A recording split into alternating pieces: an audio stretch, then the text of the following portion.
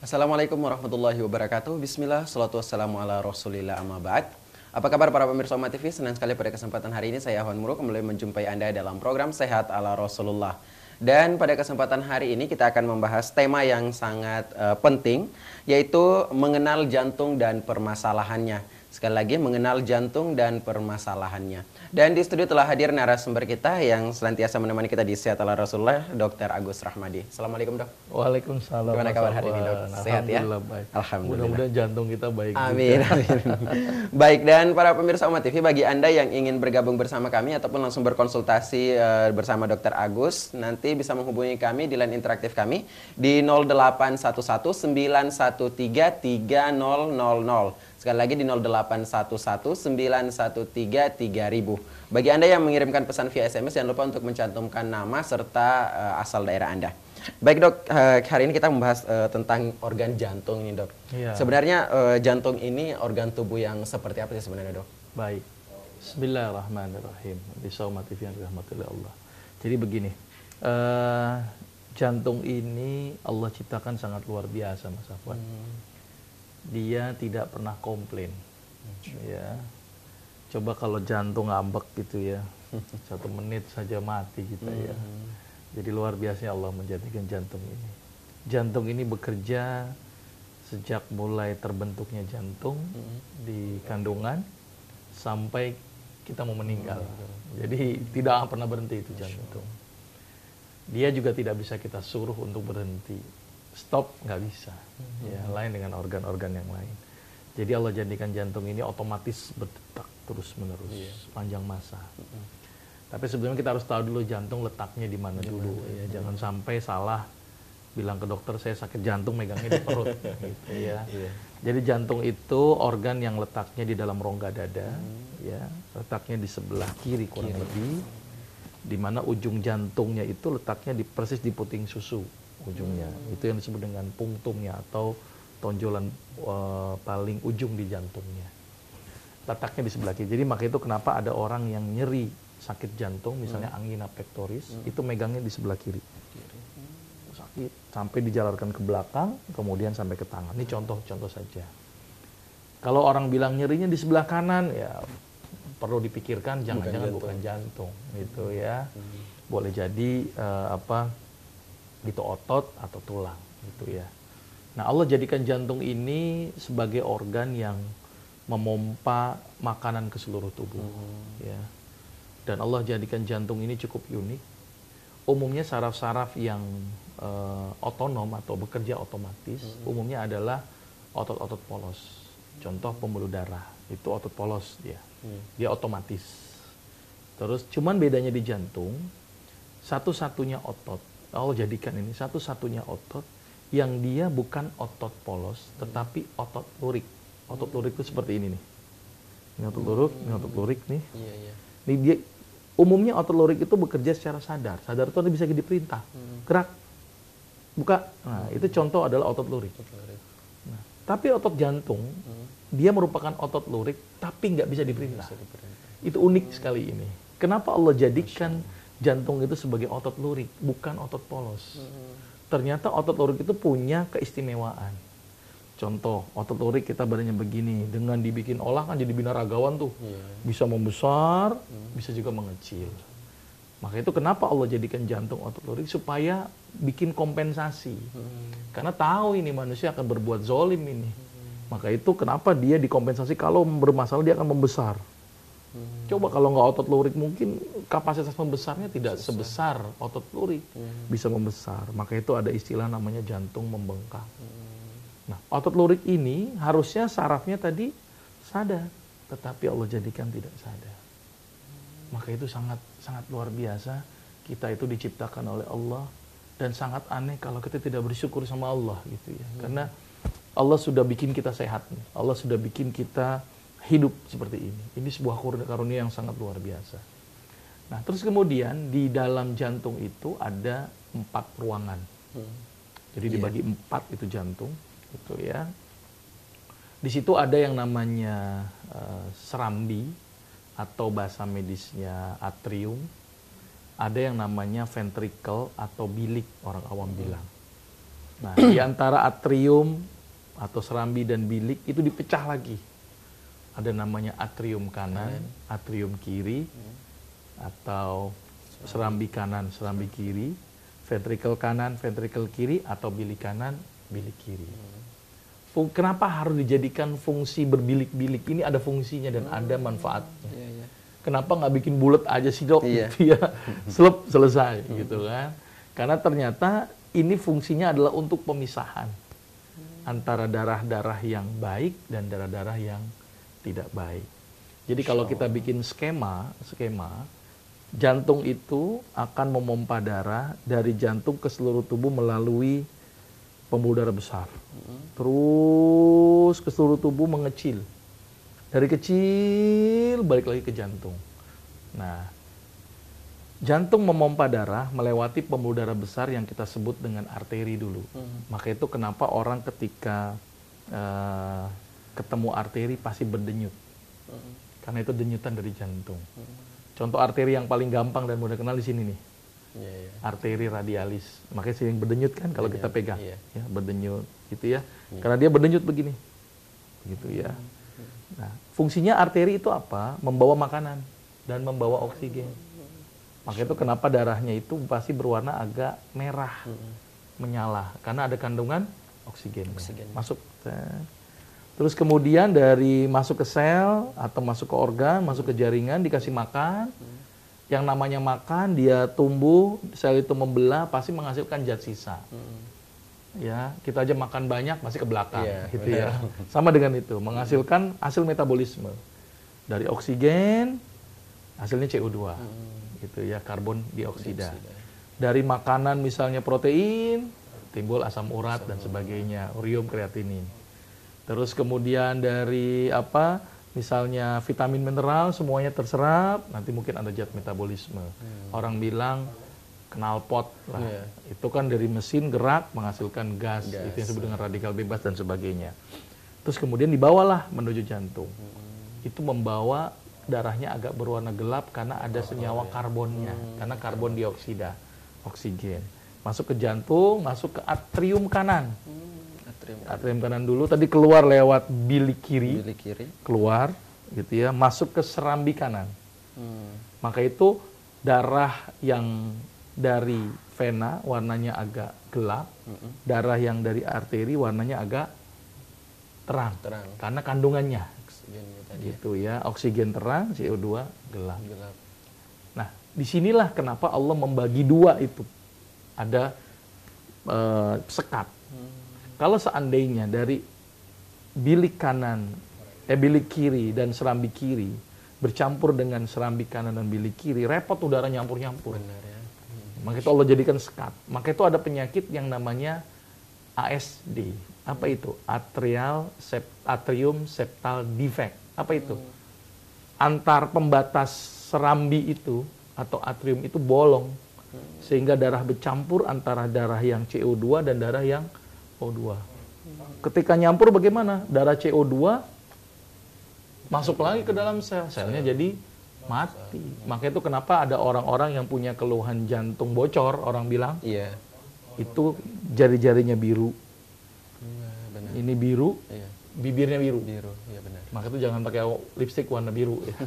Nanti jangan-jangan dia jantung bocor. Maka itu Allah jadikan sekat. Itulah fungsi sekat. Terus kemudian Allah jadikan ada klep. Supaya darah yang dipompa nggak balik lagi klepnya.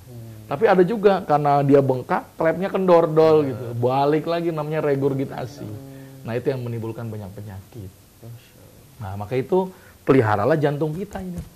Allah jadikan jantung luar biasa, tapi kadang-kadang kita tidak memeliharanya dengan baik. Gitu ya. Nah salah satunya adalah bagaimana mempertahankan darah itu menjadi darah yang cukup baik sehingga dia tidak rusak. Nah, ternyata jantung sendiri selain dia membawa makanan ke seluruh tubuh, dia sendiri pun juga dikasih makan oleh dirinya sendiri. Lewat arteri yang namanya arteri koronaria. Orang bilang sering nyebut jantung koroner. Itu adalah pembuluh darah yang memberi makan jantung sendiri. jantung memberi makan ke seluruh tubuh, tapi diri sendiri juga butuh makan lewat yang namanya jantung koroner. Nah, kalau sirkulasi makanannya nggak bagus, gimana kira-kira? Jantungnya juga bermasalah dong. Nah, dia kerja berat dan sebagainya. Maka itu cegahlah penyakit-penyakit yang memperberat fungsi jantung. Gitu ya. Makanya nanti kita akan kenal apa sih permasalahan-permasalahan yang terjadi pada penyakit jantung. Itu berhubungan dengan masalah pola makan, pola hidup, dan sikap kita. Nah, ini gambaran sedikit dulu Mas Aman tentang jantung. Baik, dan jantung tadi hanya membutuhkan memang makanan dari jantung, dari koroner tadi ya dok ya? Iya, dia hidup dari arteri koronaria, dia juga ada nervus, ada saraf yang bikin dia kontraksi, ada sarafnya untuk dia tidak bisa dikendalikan oleh kita, gitu ya, itu gambarannya. Jadi fungsi jantung secara umum adalah bagaimana mendistribusikan zat-zat yang dibutuhkan tubuh dan mengambil zat-zat yang tidak dibutuhkan tubuh untuk dibuang. Jadi bahasa awamnya ini sarana transportasi lah, sarana jalanannya lah. Ada rute-rutenya lewat arteri dan ada lewat vena. Maka itu jantung ini ketika bermasalah pasti akan menimbulkan juga permasalahan-permasalahan yang lain. Betul. Nutrisi bermasalah, oksigenasi bermasalah, CO2 juga tidak bisa dibuang. Kira-kira seperti itu Mas. Baik dok, ya, terima kasih atas penjelasannya dok. Dan ini kita masih akan lanjutkan lagi untuk membahas bagaimana sebenarnya permasalahan-permasalahan yang muncul dalam jantung ini. Kemudian juga bagaimana sebenarnya cara kita untuk menjaga jantung ini agar tetap sehat dok. Baik, kita harus jeda sejenak. Dan para pemirsa Umat TV, bagi Anda yang masih ingin bergabung bersama kami masih di segmen selanjutnya di 0811 913 3000. Sekali lagi di 0811 913 3000. Dan kami akan segera kembali setelah jeda berikut. Tetaplah bersama kami di Sehat ala Rasulullah. Kembali lagi bersama kami di program Sehat ala Rasulullah, masih bersama saya Ahwan Muru dan Dr. Agus Rahmadi. Dan tema kita pada kesempatan hari ini adalah mengenal jantung dan permasalahannya. Dan bagi Anda yang ingin bergabung bersama kami, silakan di 0811 913 3000. Sekali lagi di 0811 913 3000. Bagi Anda yang mengirimkan pesan via SMS, jangan lupa untuk mencantumkan nama serta asal daerah Anda. Ini dok, sebelum kita angkat penelpon ini dok, ini sudah banyak yang bergabung. Mungkin permasalahan secara umum yang sering timbul di jantung kita ini apa ini dok? Baik, jadi penyakit jantung ini banyak ya. Jadi nggak bisa kita generalisasi bahwa dia sakit jantung gitu ya. Jadi pertama ada yang namanya kelainan jantung bawaan ya, yang orang awam bilang jantung bocor lah. Ya. Sejak lahir ini dok ya? Ya bisa jadi seperti itu. Bahasa medisnya contohnya ada ASD, VSD atau atrium septal defect atau ventricle septal defect. Tadi sekatnya itu bocor lah bahasa awalnya ya. Itu maka pengobatannya adalah dengan mekanisme kalau memang parah, mau tidak mau dengan tindakan operatif, mau tidak mau gitu ya. Karena kelainan anatomi. Kalau anatomi nggak bisa, misalnya hidung pesek pengen mancung gitu, itu nggak bisa pakai alami. Harus operasi harus tindakan ditempel-tempel misalnya seperti itu ya. Ada juga penyakit jantung yang disebabkan karena infeksi yang disebut dengan miokarditis. Biasanya disebabkan karena gigi berlubang gitu ya. Kemudian kumannya menyebar menuju ke jantung, itu juga bisa menyebabkan infeksi. Maka penanganannya berbeda. Yang paling sering itulah penyakit jantung koroner. Orang bilang jantung koroner ya, bahasa kitanya angina pectoris ya. Atau bisa juga memang tersumbatnya kita nyebutnya infak miokard atau kematian jaringan jantung akibat nutrisi jantung nggak masuk. Nggak masuk, kayak tadi dok ya, karena jantung butuh nutrisi juga ya. Butuh nutrisi juga, akhirnya dia kembang kempis, mati, jantungnya nggak berdetak. Karena nggak dapat makanan ini, karena jantung koronernya nyumbat. Nah ini yang paling sering di masyarakat, maka itu nanti hubungan dengan pola makan. Ada juga yang disebabkan karena bengkak jantung. Ya orang bilang itu kalau bahasa medis kardiomegali. Jantungnya bengkak ya sebagai kompensasi dari sebuah permasalahan. Nah, jadi itu sedikit gambaran tentang permasalahan jantung. Kira-kira seperti itu Mas. Baik dok, ya terima kasih atas penjelasannya. Sudah ada yang bergabung bersama kita angkat terlebih dahulu. Assalamualaikum. Assalamualaikum. Waalaikumsalam warahmatullahi wabarakatuh. Waalaikumsalam warahmatullahi wabarakatuh. Mohon maaf Pak, volume televisinya bisa dikecilkan terlebih dahulu Pak. Waalaikumsalam warahmatullahi wabarakatuh. Dengan Bapak siapa di mana Pak? Pak Bagus di Pilatus Kaki 1 Pak, Baik, silakan Pak pertanyaannya. Iya, Pak Dokter. Ya. Ini kan saya nih ada kena diabetes gitu Pak Dokter ya. Itu akan akan katanya akan berimplikasi kepada jantung juga. Nah, ini saya udah merasakan ini Pak. Kadang-kadang kalau lagi sholat itu ada rasa terengah-engah, udah juga ada sakit. Tapi setelah itu misalnya ini saya minum gitu Pak, setelah itu hilang gitu Pak. Itu gejala apa ini kajian kalau dari saya Pak? Baik. Terima kasih. Assalamualaikum. Waalaikumsalam warahmatullahi wabarakatuh. Baik. Ya, terima kasih atas pertanyaannya. Langsung dijawab saja nih Dok, ada Iya, ini komplikasi diabetes nggak? ya. Iya. Jadi gini, diabetes itu kan darahnya kental. Otomatis nutrisi makanan ke jaringan juga akan bermasalah. Tidak hanya di jantung, Pak. Bisa juga di otak, bisa juga di ginjal, atau di organ-organ lain yang intinya adalah darahnya kental. Ibaratnya air putih sama air gula. Pasti kan kental kan bedanya. Otomatis nutrisi bermasalah. Bisa komplikasi ke jantung, bisa ke ginjal, bisa ke paru, bisa ke otak. Banyak sekali komplikasi-komplikasi yang ditimbulkan akibat diabetes itu. Tapi ketika Bapak timbul rasa lelah, rasa capek, tidak bertenaga, bisa jadi disebabkan karena gulanya dulu. Ya, tidak berpikir karena jantungnya. Jantung itu tandanya kadang-kadang agak spesifik. Misalnya kayak jantung koroner. Itu seperti gambar nyeri, seperti ditusuk. Cek, gitu. Tapi kita nggak pernah ngerasain tusuk seperti apa ya.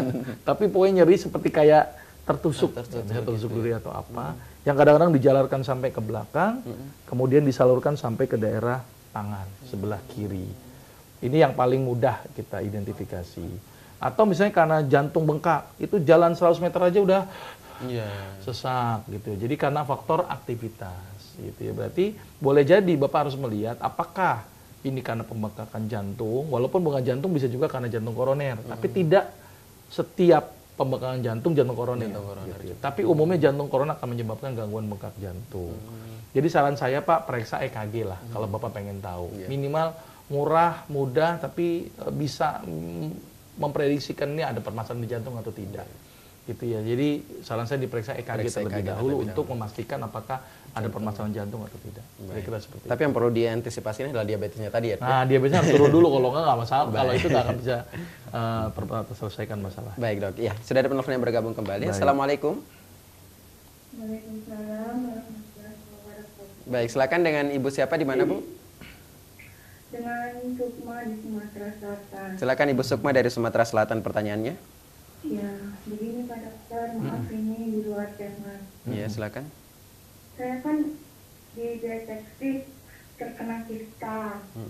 Ya, namanya kalau kistanya kan katanya bisa diobatin. Sudah itu ada juga katanya penebalan dinding rahim. Dan menurut adik saya yang juga seorang dokter katanya ini harus dikuret. Sudah itu enggak, yang mau saya tanyakan, apakah kista itu memang benar menyebabkan seorang wanita tidak bisa mempunyai keturunan lagi? Gitu. Baik. Ya, terima kasih. Baik. Assalamualaikum Waalaikumsalam. Waalaikumsalam warahmatullahi wabarakatuh. Ibu Sukma dari Sumatera Selatan, ini pembahasan kita beberapa pekan yang lalu Dok ya. Oh mengenai iya, kista. iya, Mungkin nggak dijawab apa-apa. saja dulu. Sedikit saya terangkan lagi, saya ulang lagi. Tadi yang masalah diabetes tadi belum selesai juga. Jadi untuk Bapak yang tadi sebelumnya, kontrollah gulanya dulu lah. Coba kalau gulanya sudah terkontrol, apakah sudah berkurang atau tidak gejalanya. Gitu ya. Kalau memang sudah berkurang berarti murni karena faktor diabetes. Tapi saran saya tadi cek EKG untuk memastikan apakah ada permasalahan jantung atau tidak. Baik, kista. Jadi kista ini banyak tempatnya, tapi umumnya pada wanita menderita penyakit namanya kista ovarium. Umumnya disebabkan karena folikel-folikel daripada sel indung telur yang membesar, gitu ya. Kalau timbul pertanyaan apakah menyebabkan tidak punya anak, ya nggak juga 100%, tergantung letak kista, terus derajat kerusakan kistanya, berapa besar, apa yang mempengaruhinya. Jadi malah obat yang terbaik untuk kista malah hamil, Bu. Hamil gitu ya, menyusui 2 tahun biasanya bagus gitu ya. Tapi kalau timbul pernyataan apakah kista bisa nggak menjadi penyulit untuk kesuburan, bisa menjadi penyulit. Kalau tadi tergantung ukuran, terus kemudian ekspansi, derajat berat dan sebagainya. Tapi apakah bisa diobati? Bisa, insya Allah, gitu ya, dengan bagaimana mengecilkan kista, gitu ya. Tapi kalau saya ngelihat tadi Ibu disertai dengan penebalan dinding rahim, itu bisa ada hubungan dengan masalah hormonal. Nah, hormon ini harus dibenarkan ini. Oke, kuret bisa dilakukan, tapi hormon harus dibenarkan. Kemarin sudah saya sampaikan makanan-makanan yang terbaik untuk gangguan hormonal. Salah satunya adalah fitoestrogen dan fitoprogesteron. Ya, mungkin pemirsa Oma TV masih ingat ya, fitoestrogen, bengkoang, gitu ya, biji bunga matahari, kacang polong itu diperbanyak. Terus kalau aspek sunnahnya, penelitian yang menunjukkan bahwa untuk kesuburan itu yang terbaik adalah dengan puasa. Puasa itu sangat bagus. Terus keseimbangan hormon dengan tahajud. Jadi tahajud, puasa itu adalah mekanisme yang sangat luar biasa untuk mengembalikan fungsi hormonal tubuh. Jadi kalau ibu jangan putus semangat bu, kista tidak punya anak, insya Allah bisa lah bu. Kemudian saya punya pasien-pasien yang kista, ternyata bisa kok punya anak. Tergantung tadi derajat kistanya, besar kistanya, terus ekspansi kistanya besar atau tidak, bahaya atau tidak, ini yang harus diperhatikan lagi. Maka itu perlu ada pemeriksaan lebih jelas lagi. Kira-kira seperti itu Mas Afwan. Jadi untuk ibu tadi nggak usah khawatir, malah dengan hamil, targetnya hamil gitu kan, itu malah bisa berjumlah keturunan. Dan perlu saya ingatkan bahwa salah satu penyebab ya orang sulit punya anak sebenarnya tidak hanya istri. Tolong dicek suaminya juga. Jangan-jangan spermanya bermasalah gitu ya. Baik. Ya jadi tidak sepihak ke perempuan saja dok ya. Baik, terima kasih dok atas jawabannya. Ini sudah ada penelpon yang bergabung kembali, kita angkat. Assalamualaikum. Iya, dengan bapak siapa di mana Pak? Dari Pak Samza di Tanjung Endi. Pak Samza di Tanjung Endi. Hamzah. Pak Hamzah, silakan Pak pertanyaannya. Saya kan pernah menderita pembengkakan jantung, dok. Iya. Tapi dulu saya pernah rokok dari rokok berat. Baik. Apakah itu juga bisa menyebabkan pembengkakan jantung, dok? Ya. Ya. Baik. Nah, saya ingin solusinya, dok. Baik. Ya, baik. Baik, terima kasih. Itu saja pertanyaannya Pak Hamzah. Iya, terima kasih. Baik, terima kasih kembali Pak Hamzah. Waalaikumsalam warahmatullahi wabarakatuh. Baik, ini pernah menderita jantung bocor ini dok. Bengkak Jantung bengkak dan Baik. karena perokok, dia dulu perokok, bagaimana ini dok? Iya, ini nanti kita akan bahas lagi pada pertemuan yang akan datang tentang masalah. Tapi saya akan sedikit uraikan. Jadi gini, tadi jantung menerima darah dari atrium kanan, masuk ke ventricle kanan, dari ventricle kanan masuk ke paru-paru untuk buang CO2, ngambil O2, ya kan? Terus masuk lagi ke atrium kiri, kemudian ventricle kiri, baru disebarkan ke seluruh tubuh. Umumnya orang-orang perokok bagaimana kadar oksigennya? Pasti berkurang kan? Karena bukannya oksigen yang dihirup, malah nikotin yang terhirup. Akibatnya tempat-tempat alveoli itu tempat di paru-paru yang tempat terjadi pertukaran udara dan oksigen itu tertutup dengan nikotin. Nikotin itu seperti ini loh, kalau kita pakai lembar putih, kain putih, tiupkan aja asapnya ke situ, pasti akan timbul bercak-bercak berwarna hitam, dan itu sulit sekali dihilangkan. Dan itu nempel di alveoli. Nah, ketika ini nempel di alveoli, dampaknya oksigen yang harusnya diambil oleh si jantung gimana? Susah ini, darahnya jadi nggak dapat, akibatnya dia toleransinya gimana? Ada lagi, terus kebanyakan akhirnya timbul bengkak pada jantung. Maka itu bisa disebabkan rokok menyebabkan pembengkakan jantung, bisa Pak. Gitu ya, maka itu sebaiknya hentikan rokoknya dulu deh.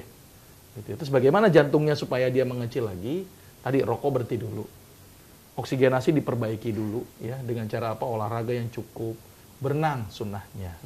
Maka itu orang-orang yang punya gangguan paru-paru berenang yang terbaik. Tapi untuk jantung berenang boleh apa nggak? Hati-hati. Karena orang yang jantungnya bengkak itu aktivitasnya harus dibatasi. Sekarang jantung bengkak dipaksa kerja keras gimana? Tambah bengkak Pak. Batasi jantung, gitu ya. Terus kurangi beban jantung. Ya maka itu kenapa dokter sering memberikan obat yang namanya furosemid atau pembukaan kencing untuk mengurangi beban jantung. Dulu darah jantung supaya nutrisi jantung menjadi bagus. Makanya dokter sering memberikan obat yang namanya ISDN, isosorbit dinitrat. Kalau obat alaminya bisa digantikan dengan pegagan dan senyum. Maka itu orang yang penyakit jantung harus banyak senyum, gitu ya. Aktivitas dibatasi, gitu ya. Terus kemudian jangan bebani jantung dengan sesuatu yang berat. Makanya Rasul mensunahkan tidur miringkan ke kanan.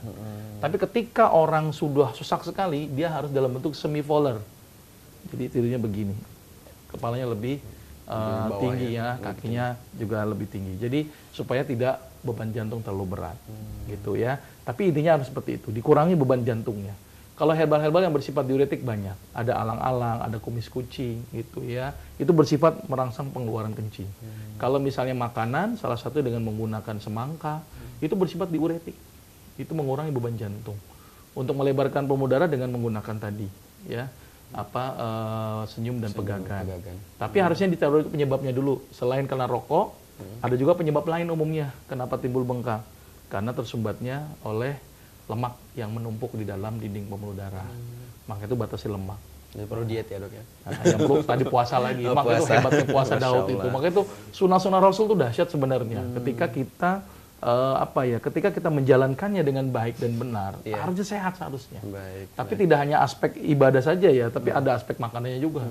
Sunnahnya bagus, puasanya bagus, tapi makanannya tidak halalan toyiban. Nah, ini yang jadi penting nih. Toyib ini menjadi perkara yang menjadi perkara yang cukup penting gitu ya. Jadi penanganannya nanti berdasarkan kasuistik. Kalau misalnya Bapak bengkak, nanti diharapkan dengan beban yang sedikit dia akan mengecil kembali dalam bentuk normal. Ketika jantungnya tidak dibebankan dengan perkara yang berat. Orang yang sakit jantung hati-hati dengan futsal. Oh, tuh malah tambah henti mendadak gitu ya. Atau macul 1 hektar misalnya langsung henti mendadak. Jadi perhatikan bebannya dulu. Kira-kira seperti itu. Baik ya. Terima kasih dok atas penjelasannya dan kita angkat penelpon terakhir untuk segmen ini dok. Iya. Assalamualaikum. Waalaikumsalam. Iya. Dengan ibu siapa di mana bu? Buku Niatin Cilacap. Baik, Ibu Kusniati. Silakan pertanyaannya Ibu Kusniati. Yaitu terus kembung, terus kadang-kadang makan apa aja, terus itu muntah. Baik. Mm, Itu saja. Iya. Makanannya seperti apa saja Bu? Ibu Kusniati yang sering menyebabkan Sekarang paling makan sama tahu tempe, sayuran paling sayuran aja. Kalau aku mencret, kalau itu sayam terus itu apa Iya. namanya pegel-pegel gitu. baik. Baik. Ya, itu saja Ibu Kusniati. Iya. Baik, terima kasih. Iya, terima kasih kembali. Assalamualaikum. Waalaikumsalam warahmatullahi wabarakatuh. Baik, ini pertanyaan di luar tema juga ini. Iya, di luar Mengenai- tema, iya. ya. Mual-mual ini dok. Ya sedikit. Umumnya sih masyarakat menderita penyakit gastritis umumnya ya. Dan penyakit gastritis otomatis harus hindari faktor-faktor makanan yang memicu. Asam bu dihindari, pedas, santan, ya. Susu pun harus waspada karena mengandung pepsin. Pilih susu kedelai saja. Ya. Makanan yang bergetah, pisang Ambon, duku, mangga ini lagi musim, Musim, ya. jadi hati-hati. Jadi buah yang saya rekomendasikan pepaya dan melon saja. Terus bergas, ya seperti toge, brokoli, misalnya ya, tape uli, minuman soda itu dihindari, sama stres. Nggak boleh Nah, stres ibu ya hindari dok ya. stres. Obat alaminya seperti sudah kita ulang berkali-kali, parutan temulawak dan kunyit. Temulawak kunyit. Baik. 1 rimbang temulawak, 1 rimbang kunyit, diparut, diperes, direbus. Minum ini pagi dan sore, selama kurang lebih 3-4 bulan. Itu ya, sambil ditambahkan dengan lidah buaya untuk lebih mengefektifkan proses kesembuhan lukanya. Ya, terus kemudian konsumsi madu tadi. Ya, temulawak dan kunyit tambahkan dengan madu. Kira-kira seperti itu. Tapi harus butuh sabar ya Bu ya. Kurang lebih 3-4 bulan.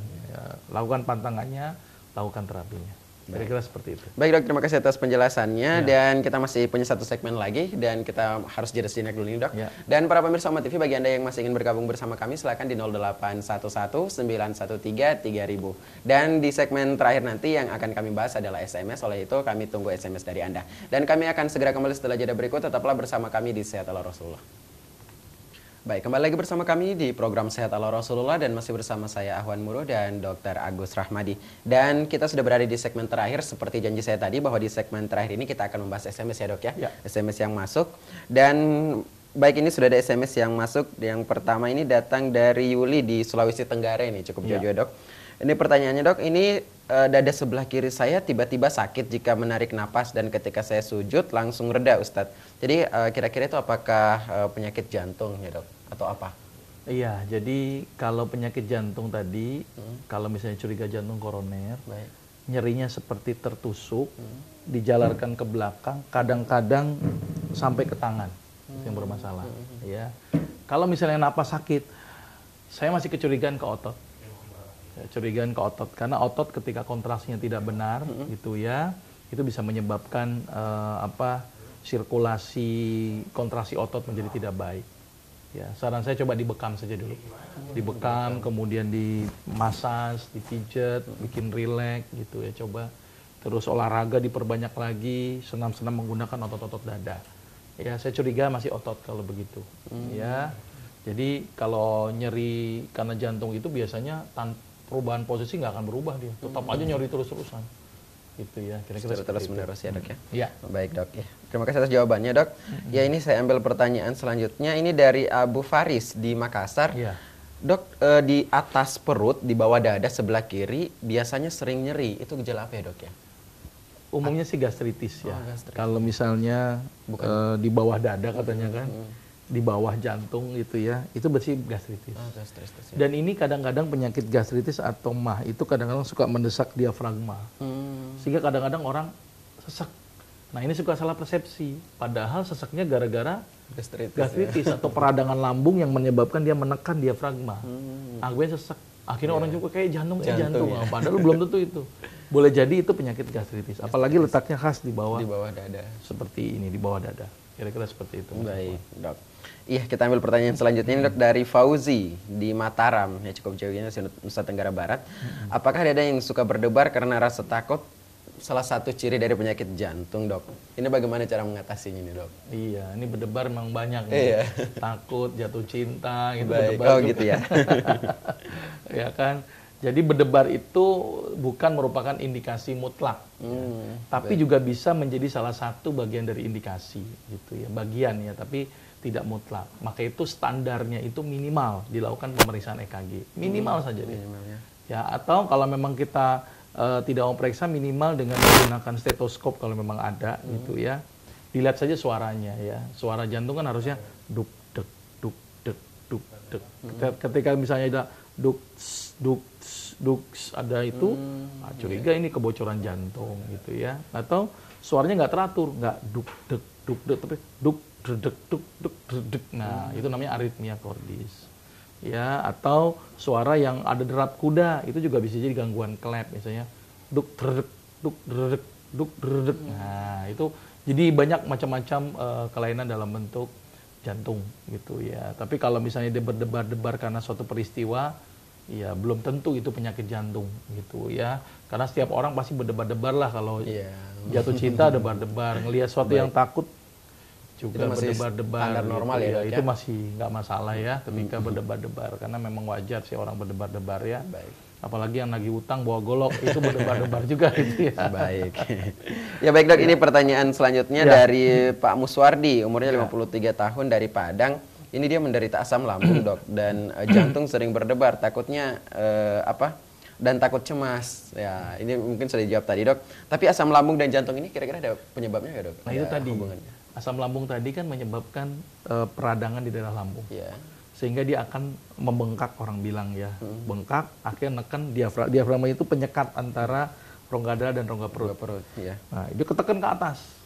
Nah, akibatnya bagaimana? Akibatnya dada atau jantung tertekan, paru-paru juga ikut tertekan juga ya, Dok, ya. Gitu ya. Jadi kesimpulannya adalah gastritis memang kadang-kadang menimbulkan rasa sesak. Gastritis juga kadang-kadang menimbulkan rasa cemas akibat jantung yang berdetak cepat. Ya, tapi belum tentu itu sakit jantung gitu ya. Maka itu golden standarnya minimal pemeriksaan sederhana dilakukan EKG. Ya, elektrokardiografi untuk melihat ya, atau tes treadmill dan sebagainya. Tapi EKG itu yang minimal. Tidak terlalu mahal kok, tidak sampai 100.000 gitu ya, tapi bisa mendiagnosis ada permasalahan di jantung atau tidak. Baik, kira seperti itu. Nanti kita akan bahas pada pertemuan yang akan datang nanti secara lebih spesifik. Baik, Dok. Ya, saya ambil pertanyaan terakhir, Dok. Ini dari Pak Soeharto dari Purwokerto. Ini usianya 69 tahun dan tensinya itu 140/80, Dok. Dan telinganya sering berdering. Apakah ada hubungannya ini dengan penyakit jantung, Dok? Hipertensi. Hipertensi banyak penyebabnya gitu ya. Tapi biasanya jantung juga bisa menyebabkan hipertensi. Atau bahkan hipertensi bisa menyebabkan jantung. Jadi hubungannya bisa bolak-balik. Baik. Gitu ya. Tapi apakah hipertensi pasti dari jantung? Belum tentu. Bisa jadi hipertensi karena kelainan ginjal. Ya, bisa jadi hipertensi karena stres terus-terusan. Gitu ya. Jadi tidak semua bahwa hipertensi itu penyebabnya karena jantung. Tapi apakah bisa karena jantung? Bisa.